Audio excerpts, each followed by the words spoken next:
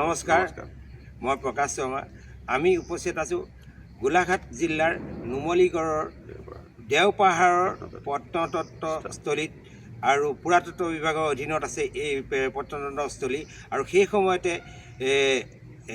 গোলাঘাটৰ এজন সুসন্তান আৰু প্ৰত্নতত্ত্ব বিভাগৰ সঞ্চালকৰ দায়িত্বত আছিল ডক্টৰ হেমেন্দ্ৰনাথ দত্ত আমাৰ মাজত উপস্থিত আছে। আৰু তেখেত নাগালেণ্ড গ্লোবেল ইউনিভাৰ্চিটিৰ তেওঁ উপাচাৰ্যৰ দায়িত্বত আছিলে, ভাইচ চেঞ্চেলৰৰ দায়িত্বত আছিলে। আৰু তেখেতৰ দিনতে এই স্থান উদ্ভাৱন কৰি তেখেতে বিচাৰি উলিয়াই খনন কাৰ্য চলাই ইয়াত এটা শিৱ মন্দিৰ বিচাৰি উলিয়ালে মাটি খান্দি। আৰু তাৰপিছতে তেওঁ এই সমলখিনি অতি পুৰণি যুগান্তৰ পুৰণি সমলখিনি সংৰক্ষণ কৰাত গুৰুত্ব দিলে, মনোনিৱেশ কৰিলে। আৰু তেখেতৰ পৰা আমি এই বিষয়ে আজি সবিশেষ জানোৱা হওক। মই আহিলোঁ মানে দেও পৰ্বতৰ এই ভাস্কৰ্যসমূহ মই যেতিয়া অসম প্ৰত্নতত্ত্ব সঞ্চালকালয়ৰ সঞ্চালক ৰূপে আছিলোঁ তেতিয়া আমাৰ বিভাগৰ আৰু সহযোগী বিষয়াসকলৰ সহযোগত এই মন্দিৰভাগ ময়েই খনন কাৰ্য কৰি পেলাই মানে বহি প্ৰকাশ কৰিছিলোঁ। আমি দুটা পৰ্যায়ত কাম কৰিছিলোঁ, 2004-05 বৰ্ষত আৰু 2008-09 বৰ্ষত।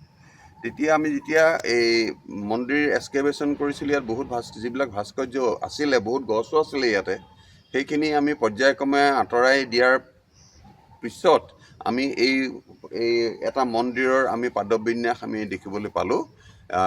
এই পাদবিন্যাসটো এটা বিৰল ঘূৰণীয়া আকৃতিৰ, যিটো নেকি অসমৰ অন্য মন্দিৰৰ ক্ষেত্ৰত আমি দেখিবলৈ নাপাওঁ। আৰু ইয়াতে আমি বিভিন্ন ভাস্কৰ্যৰে সুসজ্জিত এই মন্দিৰটো। ওপৰত আমি এতিয়া গজথৰৰ হাতীৰ এটা ভাস্কৰ্য আছে, তাৰপিছত আকৌ কীৰ্তিমুখৰ এটা শাৰী আছে, তাৰপিছত উড়ন্ত বিদ্যাধৰৰ হাতত পদুম ফুল লৈ থকা এটা ভাস্কৰ্যৰ শাৰী আছে, তাৰপিছত আকৌ কিছুমান জ্যামিতিক চিহ্ন, আকৌ পদুম ফুলৰ পাহিৰ আকৃতিৰ, এনেকুৱা ধৰণেৰে কেইবাটাও শাৰী আছে। মানে কলাসুলভভাৱে এই মন্দিৰৰ ভেটিটো অতি ধুনীয়া। আৰু আমাৰ অসমত আৰু অন্য স্থানত এনে আৰ্হিৰ মন্দিৰ আমি এতিয়ালৈকে আৱিষ্কৃত হোৱা নাই। শিৱ মন্দিৰ এইটো আমি শৈৱ মন্দিৰ বুলিয়েই ভাবি আছোঁ, কাৰণ ইয়াতে আমি শিৱৰ সৈতে জড়িত আমি অনেক ভাস্কৰ্য পাইছোঁ।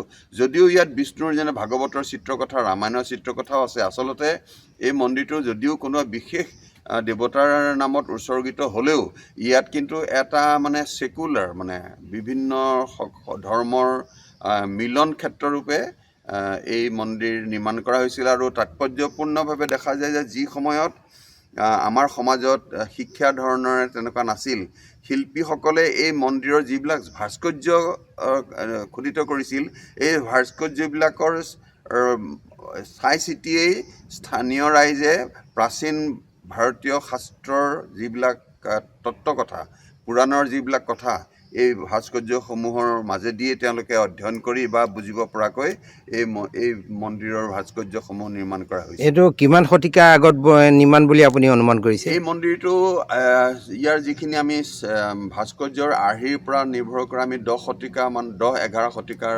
ভাস্কৰ্যৰ মানে মন্দিৰ নিৰ্মাণ কৰা হৈছিল ক'ব পাৰোঁ। সেই সময়ত ইয়াত কছাৰী ৰজাৰ ৰাজত্ব আছিলে, আৰু কছাৰীসকলে ইয়াত এক চহৰ পাতিছিলে, আমি সকলোৱে জানো। ইয়াত আমি নুমলীগড়ৰ ওচৰত আমি কছাৰীসকলে নিৰ্মাণ কৰা আমি যিবিলাক গড় খাৱৈ পাইছোঁ, ওচৰতো গড় খাৱৈ আছে, কিছুমান পুখুৰী আছে। আৰু এই জেগাটুকুৰাৰ আমি এই পূবৰ ফালেও ইয়াৰ আৰু অৱশেষ আছে।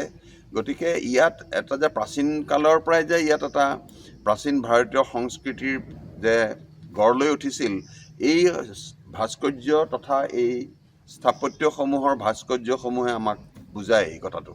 আৰু ভৱিষ্যতৰ কাৰণে সংৰক্ষণ কৰিব লাগে। তাৰ কাৰণে আমি আমাৰ বিভাগৰ বিষয়াসকলে এতিয়াও অতি কষ্ট সহকাৰে বা তেওঁলোকে নিষ্ঠাৰে এইবিলাক সংৰক্ষণৰ কাম এতিয়াও কৰি আছে। কিন্তু মোৰ পৰম সৌভাগ্য হৈছিলে যে আমি প্ৰথমতে এই মন্দিৰ প্ৰথমতে আমি এক্সকেভেশ্যন বা খনন কাৰ্যৰ দ্বাৰা উদ্ধাৰ কৰিবলৈ আমি সক্ষম হৈছিলোঁ। আৰু এইবিলাক তেনেধৰণে শ্বেডো আমি দিছিলোঁ। ইয়াৰ যিবিলাক লোহাৰ খুঁটা মই ONGCৰ পৰা আনি নাজিৰাৰ পৰা আনি পেলাই এই চালিখন ওখ কৰি দিছিলোঁ যাতে বৰষুণত অন্ততঃ ভাস্কৰ্যসমূহ নীতিতে বা খেলুৱৈ নহয় বা সংৰক্ষিত হৈ থাকে। এতিয়াও বৰষুণত বহুত পৰি আছে, এনেকুৱা ধৰণেৰে এটা ভাবি আমি কৰিছিলোঁ। এতিয়া কেইবাশো পৰি আছে মই বাহিৰত। ধন্যবাদ জনাওঁ আমাৰ বিভাগীয় বাকী বিষয়াসকলকো, যিসকলে এই আমাৰ যি এই প্ৰকল্পটোত এই কাম কৰোঁতে আমাক আমি একেলগে আমি কৰিছিলোঁ, আমি সহায় অনুভূতি লাভ কৰিছিলোঁ। এই আপোনাক অসম চৰকাৰে এটা দায়িত্ব দিছে, এইটো এটা আপুনি অৱসৰ ল'লে যদিও হয়। এটা আপোনাক দায়িত্ব দিছে অসম চৰকাৰে। কি দায়িত্ব দিছে? এইটো এটা গুৰুত্বপূৰ্ণ কথা। মই যদিও মই 2012 চনতে মই এই বিভাগৰ পৰা অৱসৰ ল'লোঁ, কিন্তু যোৱা বছৰ অসম চৰকাৰে এই স্থানখনৰ এখন আন্তৰ্জাতিক পৰ্যায়লৈ উন্নতি কৰিবৰ কাৰণে এখন কমিটি কৰি দিছিলে।